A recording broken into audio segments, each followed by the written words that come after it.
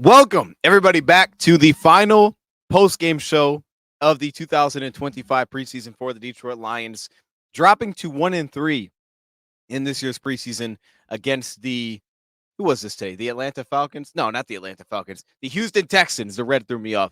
Against the Texans, 26-7. And today we're going to recap this game, talk about the positives, the negatives, players that on initial watch stood out in a good way and in a bad way. So let's jump right into this. The first thing that we do need to touch on is the time possession because it's staggering how poor this was. Houston had possession for 40 minutes to our 19, and it was actually worse a little bit earlier because it was like 14-34 before that last drive by Hendon Hooker that ultimately stalled out. Like, it was really bad. We just weren't on the field enough in this game, and you could see it by the passing attempts. At one point, it was 29 pass attempts to our 9. Like, it was a very big problem. We didn't have really an offense in this game, particularly after the one good drive from Kyle Allen. We just weren't on the field enough to sustain anything. We didn't really give opportunities out there in the passing attack to receivers to show off. Jackson Meeks didn't even have a reception in this game, which seems crazy.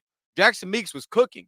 All right, this guy had 170 receiving yards. He had nothing in this game. And I don't know that's necessarily Jackson Meeks' fault. We didn't have sustained offense in this game. So with that being said, we're going to recap this. Let's talk through it a little bit. And we'll start off from the beginning, and there's actually some good.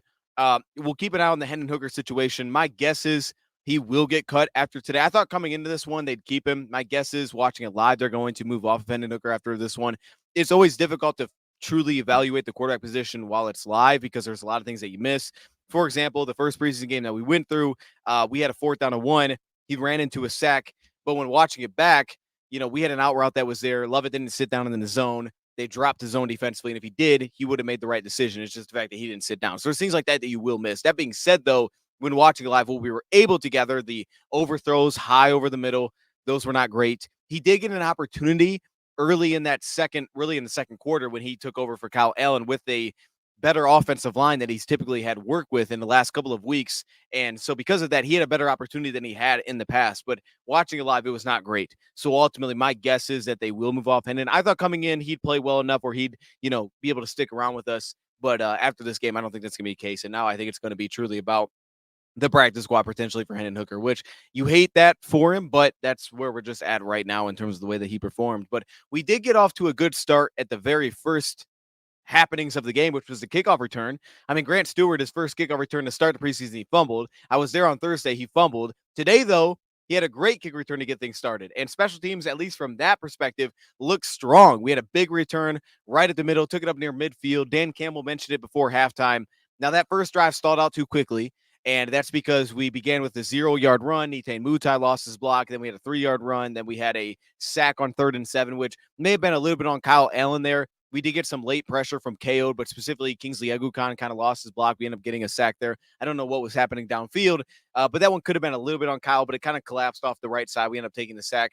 Defense then gets on the field. And again, there's some good, some bad here. The first thing I will say, defensively, to speak on a positive side, Trevor Nowaski was awesome. I believe he had 9 tackles in this game. Lauren Strickland led the team with 10 total tackles.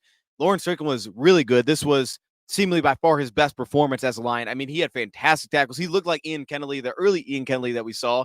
And I'll be honest, early on, I thought, okay, Ian's kind of going to get on this team.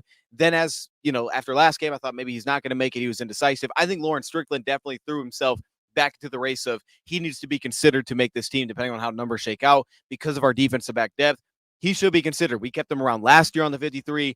And as of now, I'm not confident enough to say that he will make it, but I will say that he's back in the race for sure after today's game. But Trevor Nowaski, to me, cemented himself as this guy's going to make the 53-man roster. Another guy that's interesting to keep an eye on is going to be Chris Smith throughout this entire process. That interior defensive line battle and who's going to shake out there. We had a 3-yard run stop by Chris Smith to get things started. Nick Whiteside seemingly struggled pretty significantly today, allowing a crosser for a big first down. Trevor Nowaski then came back with multiple stops. I mean, he stopped the cutback run. He and Miles Adams then got in on a stop together before a 3rd and 6 ended up being a scramble. And that's one of those examples where Chris Smith really couldn't make a play. Like Chris Smith, we need him to stack, get off a block, and help us out on that scramble up the middle of the field, and he didn't. We end up getting doubled on the backside, so he was the guy with one-on-one opportunity. Of course, that's the year where we need to see growth from Chris Smith from last year, because that's what he really didn't add to the team last year, was that pass rush element. And in this case, he wasn't really able to get off his block one-on-one. They ended up scrambling, getting upfield, picking up first down. Then we got a short run that Pat O'Connor stopped, followed by a wide zone, which was forced on a cutback by Chris Smith once again. So real positives against the run. I will say that throughout preseason, he has been steady against the run. Has he made a whole bunch of negative plays? Not really, but he's been very steady and being able to fill his gap and play that consistently, forcing a cutback run. Then we had a run stuff, and that led to the 4th and inches, where they had the false start, and ultimately we ended up getting off the field there. Grant Stewart was very noticeable again today, just playing fast, being dynamic downhill. He also has cemented himself. He's going to make this team. If there was any questions, he's going to make this team defensively. Now, let's go back to the offensive side of the ball, because here is where we had a fantastic drive led by Kyle Allen. And then we really didn't need to see any more, I guess, according to Dan Campbell, because he was 5 for 5 on the day. We had the one sack the first drive, but this was great from Kyle Allen, right? We started off with a 1-yard run, KO'd again, to me, lost his block. That's another one of these battles where it's like, hey, this interior offensive line, man, someone's got to go out there and shine. And I'll be honest, after this game, I'm not very confident with like knowing who actually is the guy they're going to keep. I thought coming into this one, they would keep Michael Neese. I thought they would keep Yodi because, he's the guy that got better in pass pro seemingly throughout the preseason. He was at least fine. There wasn't great, but he was fine. Run blocking was a little bit down, but that's typically where you get good out of KO'd. I don't really know at this point with KO'd. I still like the idea of keeping Michael Neese. Kingsley Eguakun has had an improved preseason, though, again, it hasn't been great. It's been improved seemingly. And with Graham Glasgow getting banged up, he just may make the team for that as well. Nitain Mutai, we talked about kind of the early mistake there. But either way, then we get to a check down. Craig Reynolds, another one of the standouts today. Let me actually pull the stats of Craig Reynolds, because I don't know what they were, but he was 5 of 12 rushing the football. That's not great, but he also had 2 receptions for 20 yards.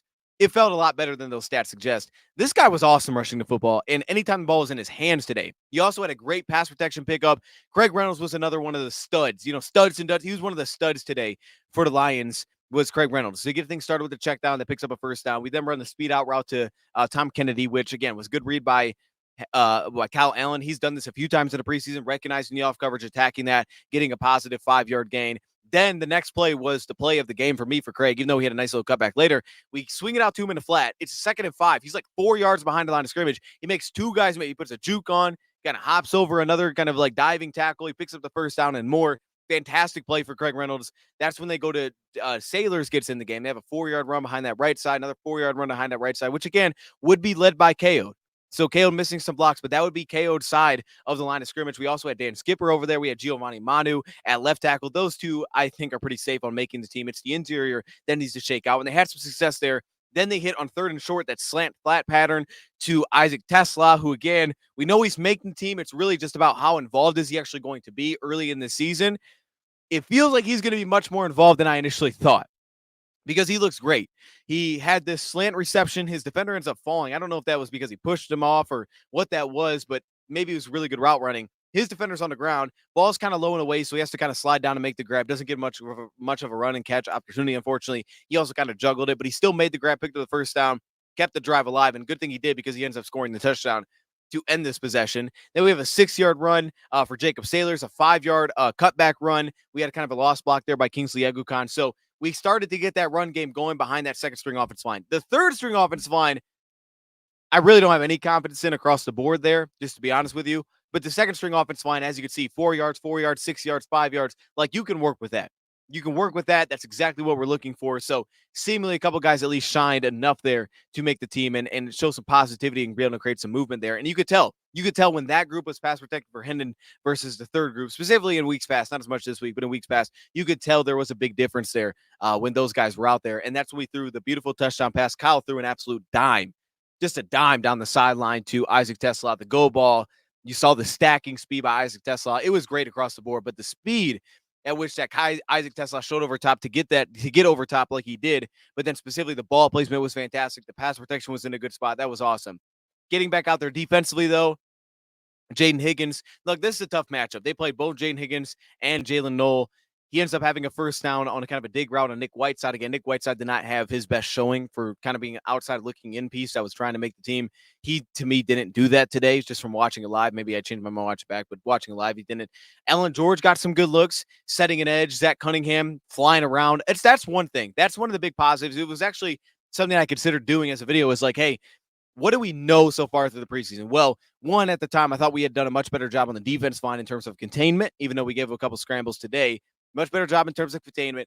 And from a coaching perspective, we had guys that were showing real improvement, at least in terms of pass rushers. Braddock Martin, he still continues to be a little bit of a guy that's getting upfield a little bit more now. We're seeing that upfield juice from him. From the edge position, Al-Quadin Muhammad, to me, was showing a little bit of a deeper bag. Nate Lynn, of course, has had a pretty strong preseason to this point. The problem is we're giving up way too many cutback lanes. We're not containing bounces that well. We're just not doing a good job at setting a strong edge. And that's just way too inconsistent at this point when we get that far down the list, especially, and this is probably be the thing that helps Keith Cooper the most, is when Keith Cooper's not at defensive end. Keith Cooper has done a seemingly good job at playing on the ends against the run, because on the backside, he's chasing things down. He's coming off the backside, making plays behind the line of scrimmage. We didn't see him when things got kind of messy there at defensive end. And I don't know that he's going to be able to make this team. I didn't have him in my 53, but I felt like today was the most that I noticed him. It was the most productive that he felt as a pass rusher for sure. He was impactful on stunts. Like, this was, to me, the game that we were all kind of hoping to see, I think, from Keith Cooper and what he was capable of. And today, I think he started to put some things together. And against the run, I think we actually felt his absence more than anything, which was a big positive in his direction as well. So I think this is a very big positive day for him specifically. But Zach Cunningham makes a stop. Again, he was all over the place when he was out there. We're good at linebacker. We're in a good spot there. A 9-yard scramble by Mertz at that quarterback for him, Graham Mertz. It's good pass protection. Keith Cooper maybe got a little bit through there late. Then the speed out route they ran, I think that one was on Nick Whiteside as well on the outside. We kind of played quarters, brought the blitz at that point. Then we had Grant, who made, to me, maybe tackle of the day. So speaking of the linebackers, Grant had a nasty tackle. Getting downhill, picked dude up by his leg, drove him backwards. I mean, it was a disrespectful tackle. That's why I wrote it down. Disrespectful tackle by Grant Stewart. A quick little spot route they ran. They had Rocky Sin line up on the tight end. That was their new addition at tight end for a short little gain. And then a check down that we didn't get a lot of pressure there, but Zach Cunningham had a really good close downhill. He got in on, I think Grant Stewart also got in on that tackle as well. And then Keith Cooper ends up missing the tackle that leads to the touchdown. They kind of ran towards Nate Lynn's side. Keith Cooper got upfield off his block, but not quickly enough to actually settle himself down and make a play. Instead, it just kind of slipped past him and it scored a touchdown. So I would say at this point, I don't think Keith is going to make the team. I did think he helped himself, but that's obviously not a good example. That's when we went to Hendon Hooker. And Hendon Hooker at this point got his opportunity to work with this second team offensive line. And this is what the opportunity was that we had hoped. Obviously, it was different receivers, but this is what we were looking for. This was kind of the opportunity that we were hoping for. And he got it started well, checked down for 14 yards. We had the run game still going, a 5-yard outside zone. It was a cutback by Sailors, a 2-yard run, and that's when we were in a 3rd and short. And this is a left opportunity this is just a left opportunity out there. It's 3rd and short. We run a slot fade. Now, I don't hate that from the idea of, okay, if it's single high safety, you throw the slot fade. Obviously, you get one-on-one over top. Running it to Ronnie Bell isn't ideal, I wouldn't think, because he's not that fast. But also on top of that, it's a weird place to attack on a 3rd and short. I always love the confidence and the trust to do that because you're reading through it and you understand the coverage. And it's like, that's the opportunity I have. But it just doesn't make a ton of sense in that spot still. And it was incomplete. It was covered up well. And we're off the field because of that. So ultimately, throughout that, I mean, we're still running the ball while the O-line's doing the thing. We had an opportunity. We just didn't convert. And that decision, whether that was play call, maybe it was more player. I mean, obviously, the Lions will have a better sense on that from their staff. But that just wasn't great. So defense gets thrown back on the field. We get a stop by Trevor Nowaski, which, again, he had a big day. We get a check down that picks up the first down. Pittman kind of is late working into the flat. That picks up another big chunk for them. You could see him. He was manned up on the back. He was late to get out there. DJ Miller, a guy that I've been pretty excited about. DJ Miller ends up making a 3-yard stop. Now, he also, he had a good coverage rep, which was over top, and it was incomplete today. He also gave up some things. I'm pretty optimistic on DJ. I don't think he's going to make the team, but he'd be someone I'd be curious about getting back on the practice squad. Tyson Russell actually had the interception, but it didn't feel like great coverage. It was more so like the receiver had it, and then he bobbled it, and he kind of threw it like backwards to him, and then he picked it off. So, hey, at least he took advantage of the opportunity. We'll take that. Took advantage of the opportunity, got an interception for us. They threw that seam route. Hallett this time over top, kind of got the stop there, found a really good window there. An incomplete kind of go ball. DJ Miller was in coverage this time. Now, this one, he did give up a step, but the ball was far over top, so it was incomplete. So he was involved in that. And then they had a run stop, and this was a Goudet on the right side. I believe it was on the right side of the line of scrimmage. And then also Trevor Nowaski got in on a tackle for loss, and that set up this 3rd and 11 spot. And they end up finding this huge window over the middle of the field. Keith Cooper got a little bit of pressure late. Again, we just weren't getting enough pressure at this point. Nate Lynn came on late. Watching it live, you just didn't feel his presence early. I didn't even know he's on the field early, to be honest. Same thing with Al-Quadin Muhammad to an extent. He's going to make the team, Quadin Muhammad. But Nate Lynn came on. It just took a little bit. We felt that. And again, the first 2 preseason games, he was very impactful. This last one against Miami, he wasn't that impactful. And today, it took a little bit. But he ultimately did start to make an impact. But 3rd and 11, we give up this big window shot. Rocky Sin seemingly kind of saw it late, reacted to it a little bit late there. Then we gave up an edge. Mitchell Agude gave up an edge, 19-yard gain. Again, we're not setting great edge. I don't think Agude is going to make this team. Then they run the fade route. That's incomplete. Tyson Russell's in coverage. I guess Tyson Russell had a very positive day. I feel like he gave up a reception as well, but it seemed like he had a positive day. And then they scored that touchdown. Quintez Cephas working on DJ Miller. Miller was close. I mean, he got his hand in the bread basket. He had an opportunity to rip it away, and he almost did. He actually came out with the ball, but big in the end zone. They called it a touchdown for Cephas. He gave us some problems today specifically. Back to the offense side again. Run game was there. Outside zone 4 yards, outside zone to the right side for 5 yards. That's positive. It's a 3rd down and a half. And ultimately, this is where things, again, we're just shooting yourself in your foot, to be honest with you. I mean, you need a half a yard. Sailors gets blown up. It's an illegal shift called on Jackson Meeks, which is the one real negative knock on him throughout the preseason. There's been multiple plays that he's been penalized for alignment issues throughout the entire preseason. He's obviously been productive when he's gotten the opportunity, but he has had plenty of pre-snap issues here, and this is one of those. And then after that, where it's a 4th and 1, false start on Zach Corton. So after the negative play, they basically declined it. We're back to it, 4th and 1, we're going to go for it. And then Zach Corton jumps early, now it's a false start, now we're backed up, and now we get a punt. So again, you ran the ball well, you had movement, the second offensive line is helping you, you get a 3rd down shot play for some reason, Ronnie Bell is incomplete. Then on a 4th and 1, it's pre-snap penalties, now all of a sudden you're punting again. So opportunities left on the table. We didn't have an opportunity to even throw it on that position. We never got started with him and Hooker. And again, this was the opportunity that he had that he needed to take advantage of because it was working with that second team offensive line. Back on the defense side of the ball, they threw that bubble route. George kind of missed a tackle, but did force him out of bounds. Whiteside then gave up a big dig route again. We kind of ran a stunt rush. They gave up a flat, kind of working some zone. George came down, made the tackle. George would be someone to keep an eye on, for sure. A couple of false starts, though, stalled them. And this is how their first half stalled out is, thankfully, a couple of false starts. Trevor made a great stop. They ran like an inside draw or something, and Trevor just flew over there. Trevor made a fantastic play working an off-ball backer. And this put him in a 3rd and 11 spot. And we got off the field. We went like a deep cover 3, kind of kept everything in front of us, and we get holding on Nick Whiteside. And that keeps the drive alive again. We still get the stop, though. Quick curl route for 5 yards. Lynn showed a little bit of juice off the ball. Then Maddox had a beautiful pass break up down the sideline. This was awesome. He was in great spot here. Hit him kind of on the back of the helmet, incomplete. And then it was a sack by Nate Lynn and Al-Quadin Muhammad. Obviously, this was a situation where they didn't have to worry about the run. It was very clear. It was rush the passer, and he showed up. The thing with Nate Lynn will be being more consistent against the run. I'm not saying that he wasn't today, but obviously when we're getting gashed on the outside, that's a problem. And he was one of those guys that were in there a lot. That's something the Lions wanted to see growth of, hey, you got to be able to play the run. We know you have juice as a rusher. We've kept that piece before, though. Last year, we kept James Houston. There was a competition with Matthew Betts. Last year, we kept Houston because he could give us 3rd down juice. Now, it didn't last throughout the season. It did come through at crucial points. I think Nate Lynn, as of now, is going to make the team. And I think a lot of it's just that if it's, hey, we're only putting him out there in obvious pass downs, we do know that he can give us some juice. The problem is, again, he does have to become a better run defender, seemingly. Not to say he was bad today, but that's obviously where they need to see the next steps taken. So 3rd quarter, defense gets us started. Ian gets a nice stop. Ian Kennelly gets a nice stop on kickoff team, limits it to a short gain. Then you get 1st down there. Miles Adams gets some pressure.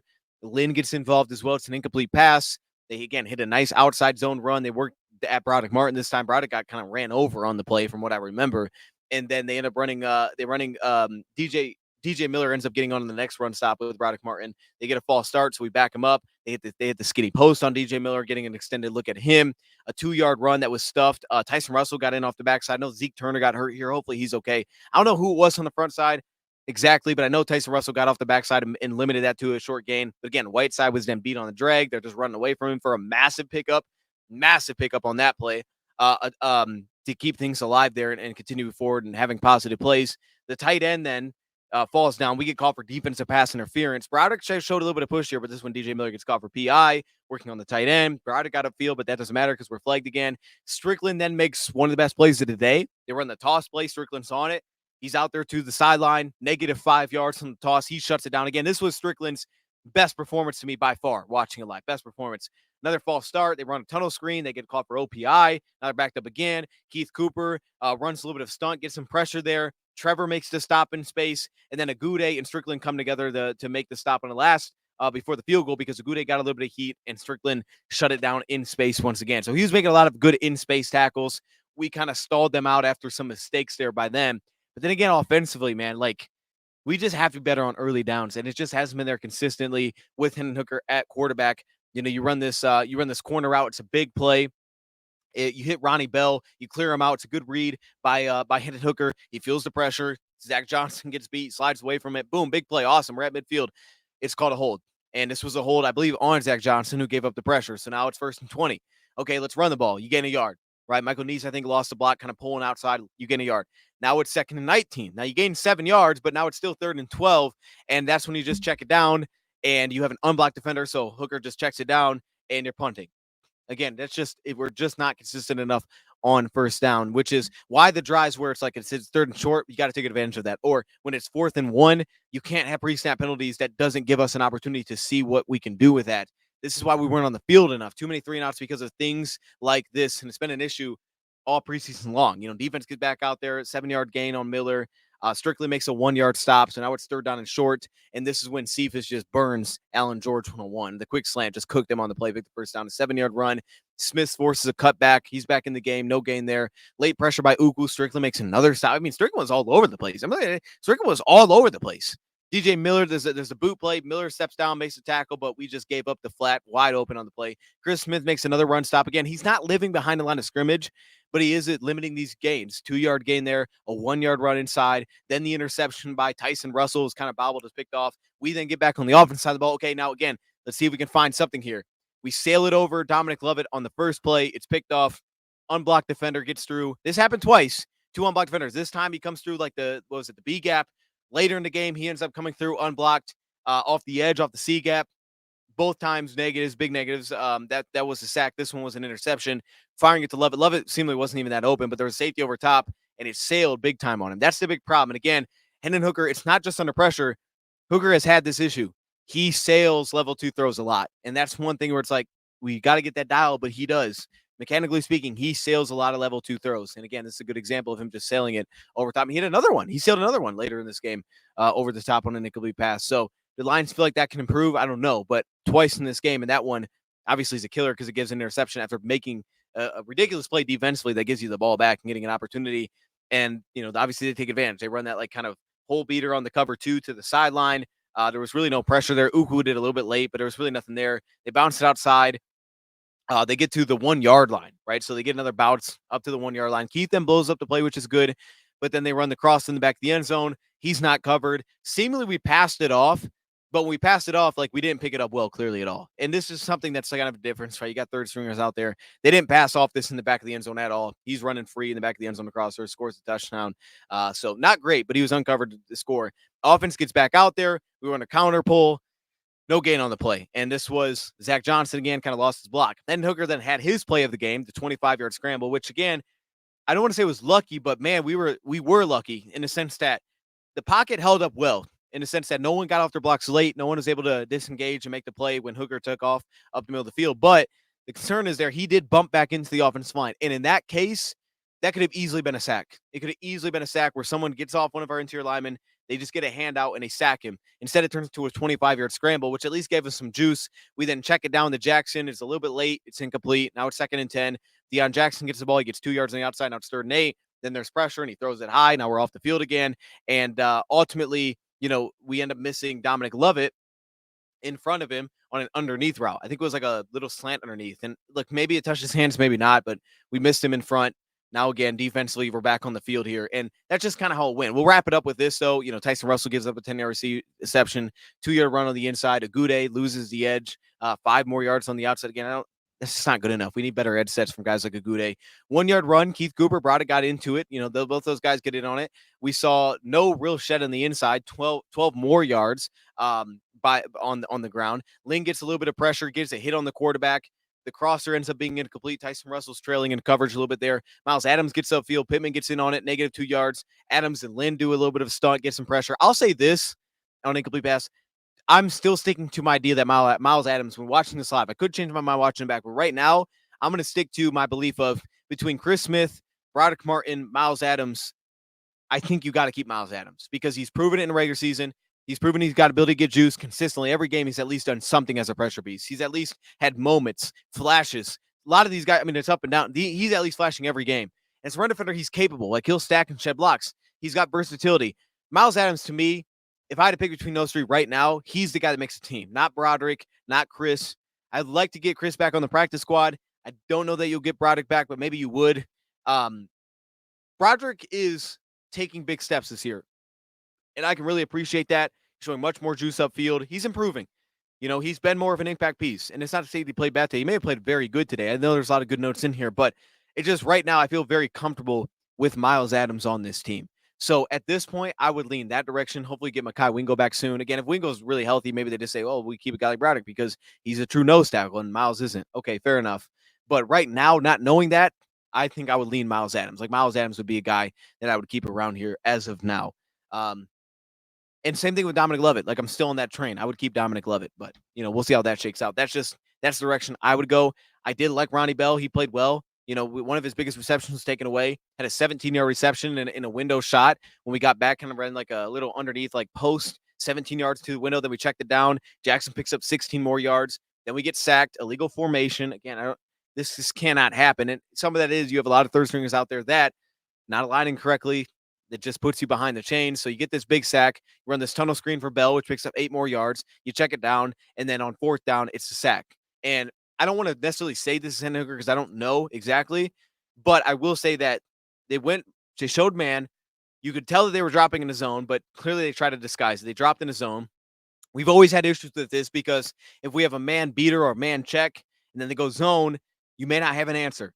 So now you have to be reactive to it. Like, a receiver has to settle himself down. A receiver has to find the window, and the quarterback has to know where that window is probably going to be. And seemingly in this case, we didn't. Also, if you get early pressure, that's a killer too, because your first read's not there, then you're going to get sacked. And we ended up getting sacked. He kind of ran into the pressure. So my guess would be similar to what happened earlier in preseason, where we had the out route on a 4th down and 1, and Lovett didn't sit down, but he ran through it, and then we saw Hindiger to take off that way and get sacked. Similar, I would guess here, is that man to zone, had a man beater, or had a route that he would go to on a man spot, turned into zone, no window to the zone, so he just started to take off and he ran into the sack. Not to say that's the right decision. I'm just guessing that's probably what he did. And obviously that was the last time we saw Hendon Hooker on the field. And defensively, they just kind of got some good runs. 11 yards at Ukwu, a couple yards underneath, good little push. Broderick forced a cutback, but they still get the first down. Then they end it from there. So, again, it's not clean enough on first down, which stinks because you don't get to see all of those. But I think it's also why to me you have to understand the importance of practice too, because I think Brad said this. I don't know what I watched, and we evaluate every day of practice. So they will be able to take away what they want from practice, not just from, oh, we didn't get this situation, so I guess we'll never know. Like, you can learn things by practice that maybe you didn't get to learn in the game. And again, I've seen growth from him. I pointed out on Thursday, he had a little bootleg. He found the late check down on the backside to Zach Horton, and everybody like, oh, whatever. But it matters because the first preseason game he didn't find that, and he took a sack. He found it in practice, and even in this game, he had a nice little check down where he kind of got out of pressure and flipped it out to the back, and the back had a big play. So again, I've seen growth, but there's obviously areas where there's not enough growth, which is sailing passes too high, or specifically being a little bit impatient when there is pressure. Like, those are the things. So does it make the team? I guess is no. I think they'd like to get back a practice squad, but I guess it's no. But I don't think that should be that doesn't need to be the overwhelming storyline. There's other elements here. Obviously, there's other players that are involved in all these things, and there's a lot that we don't know until we see it back. But that being said, the biggest interesting thing is going to be backup interior line. I will say, by the results, seemingly they did enough. They created enough movement where you're going to be in a pretty good spot there. I think Yode's still going to make the team. I'm curious how Michael needs, but I think KO is going to make it. I feel good about our backup tackles making the team.